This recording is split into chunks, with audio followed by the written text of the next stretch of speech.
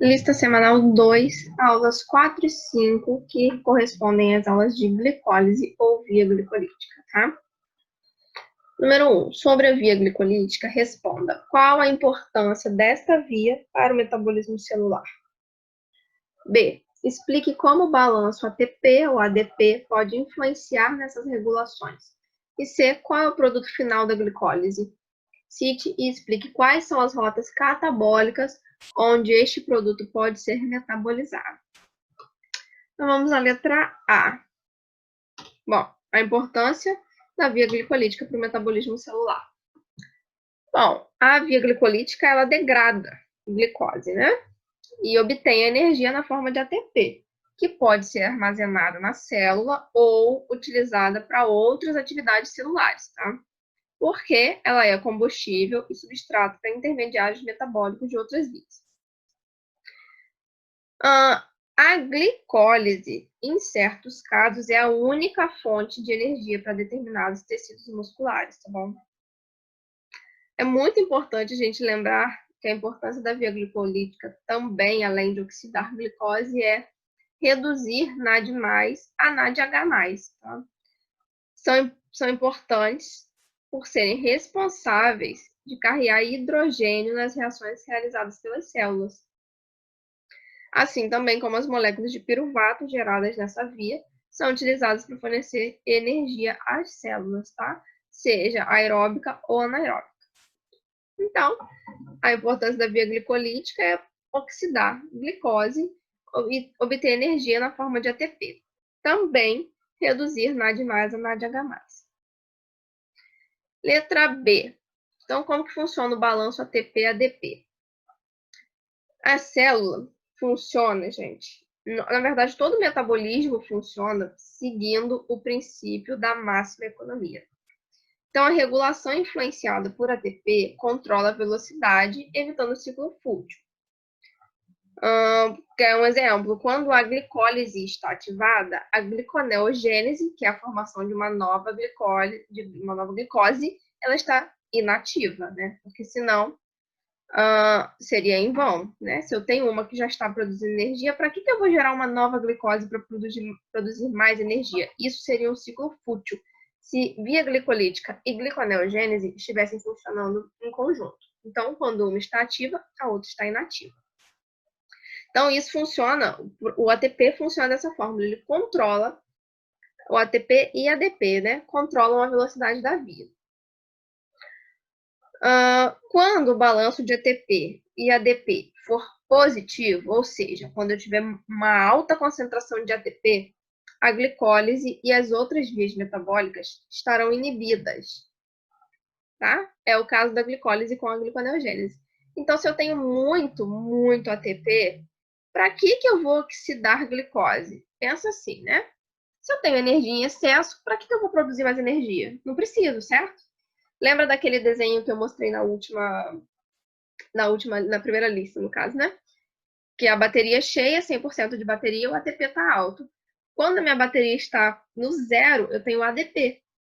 Então, se eu estou com muita energia, eu estou com 100% de carga, quando o seu celular está 100% carregado, você liga ele na tomada? Não, né? Não tem motivo.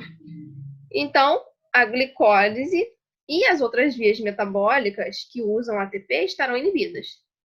Agora, quando for negativo, eu estiver com baixíssimo ATP, ou seja, eu estiver apenas com ADP, minhas vias metabólicas serão ativadas, né? Eu estou com zero de bateria, eu preciso ter energia. Então, eu ligo meu celular no carregador na tomada. Então, o mesmo acontece com o meu organismo. Eu tenho pouquíssima energia disponível, minhas vias metabólicas serão ativadas rapidamente para liberar energia. Esse processo ele afeta diretamente as reações que utilizam essas moléculas, tá? Tendo em vista que o ATP se converte em ADP ou AMP, quando envolvido em gastos para realizar trabalho nas células. Esses processos não ocorreram, Eita, gente! Esses processos não ocorrerão somente se não houver substrato para tal. Vou arrumar ali antes de enviar. E letra C, qual é esse produto final da via glicolítica? É piruvato, né? entra uma molécula de 6 carbonos, que é a glicose, e termina a via com 2 moléculas de 3 carbonos cada, ou seja, o piruvato. As suas rotas, gente, as rotas do piruvato, as rotas catabólicas do piruvato, são de acordo com a célula que está participando dos processos, tá? Quando eu tenho presença de oxigênio, vai ocorrer descarboxilação oxidativa do piruvato. Vocês vão ver mais para frente. É um complexo bem legalzinho, através da piruvato desidrogenase, que chamamos do complexo PDH. E ele vai converter o piruvato em acetil-CoA. Por que é importante o acetil-CoA? É ele quem entra no ciclo de Krebs, tá? Então, ele dá início ao ciclo de Krebs, ou ciclo do ácido cítrico. Também ocorre a carboxilação do piruvato, a oxaloacetato, tá? Pela ação da enzima piruvato carboxilase, que repõe os intermediários do CAC, ou ciclo de Krebs, e atua como substrato para a glicogênese, e a alanina, que vocês vão ver também mais para frente, participa da síntese dos ácidos graxos. Já na ausência do oxigênio, o piruvato é reduzido, e aí nós chamamos esses processos de fermentação, que pode ser fermentação alcoólica ou lática. Na fermentação lática, o piruvato ele é convertido a lactato pela ação da enzima lactato desidrogenase, que é um processo utilizado pelas bactérias anaeróbicas nas células do nosso corpo. Por exemplo, as nossas hemácias só usam fermentação lática, tá, para obter energia. E os músculos utilizam também fermentação quando nós estamos em atividade intensa. Na fermentação lática, a glicose, após ser degradada a lactato, passa por todos os intermediários da glicose até formar piruvato, e aí adiciona mais uma reação, tá? Então, quando a gente fala assim, descreva as reações da via glicolítica até fermentação. Então, são as 10 reações da glicólise, mais uma da fermentação lática, tá? E aí a conversão do piruvato a lactato. Na fermentação alcoólica, que é etanol mais CO2, esse é um tipo de fermentação que é catalisado pelas enzimas piruvato desidrogenase, piruvato descarboxilase e a coenzima tiamina-pirofosfato, ou seja, a nossa vitamina B6, tá? Por isso que ela é tão importante para o nosso organismo. Além das reações da glicólise, o piruvato vai sofrer ainda mais 2 reações. Então, quando é fermentação alcoólica, nós temos as 10 reações da via glicolítica e mais 2, que é da fermentação alcoólica. O que ocorre na fermentação alcoólica? O piruvato vai ser convertido em acetaldeído, produzindo CO2, e em seguida o acetaldeído é que vai ser transformado em etanol. E isso possibilita a reoxidação do NADH, que foi reduzido lá na via glicolítica. Esse tipo de fermentação ele é fonte de energia usada por algumas leveduras e também, né, fabricação de cerveja, vinho e pães. Número 2. Qual a primeira reação que ocorre com a glicose ao entrar na célula? Explique se há uma reação reversível ou irreversível. E 3. Quais são as reações irreversíveis da via glicolítica? Essas questões são muito batidas, gente. Então, vamos ao número 2. O que acontece com a glicose quando ela entra na célula, né, na via glicolítica? Bom, a glicose ela vai ser carreada ou carregada para entrar na célula através do carreador GLUT4, tá? Então, nós temos a nossa célula, e aí imagina aí um caminhozinho, né, até entrar na célula. Entrou na célula, minha glicose chegou. O que acontece quando minha glicose entra na célula?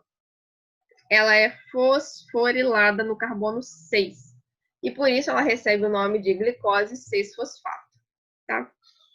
Por que acontece essa fosforilação, gente? A fosforilação, vai você adicionar um grupamento fosfato em algum lugar, em alguma molécula, vai impedir que essa molécula saia do lugar que ela entrou.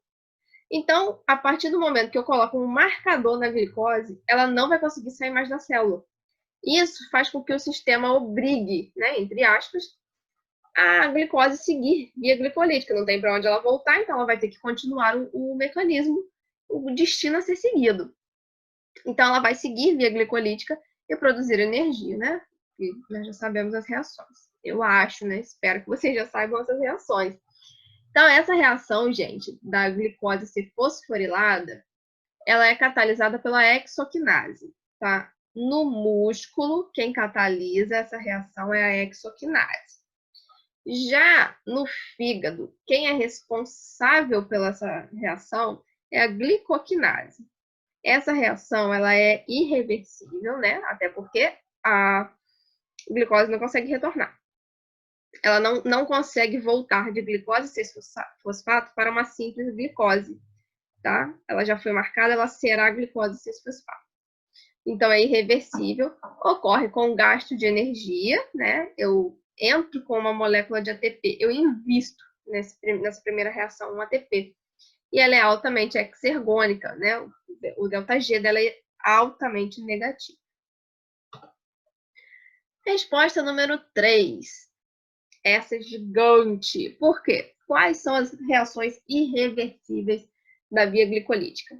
A primeira, a terceira e a 10ª. Gente, na primeira reação da glicólise, eu acabei de dizer, ocorre fosforilação da molécula de glicose. Tá? Ela vai receber um grupamento fosfato no carbono 6, tornando glicose 6-fosfato, e ela não consegue sair da célula. Ponto.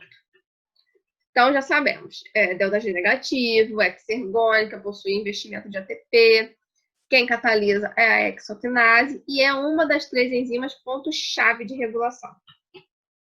Essa reação mantém a glicose dentro da célula, né? Na terceira reação, novamente acontece o quê? Fosforilação. E aí é de quem? Da frutose. Ocorre a fosforilação na frutose 6-fosfato.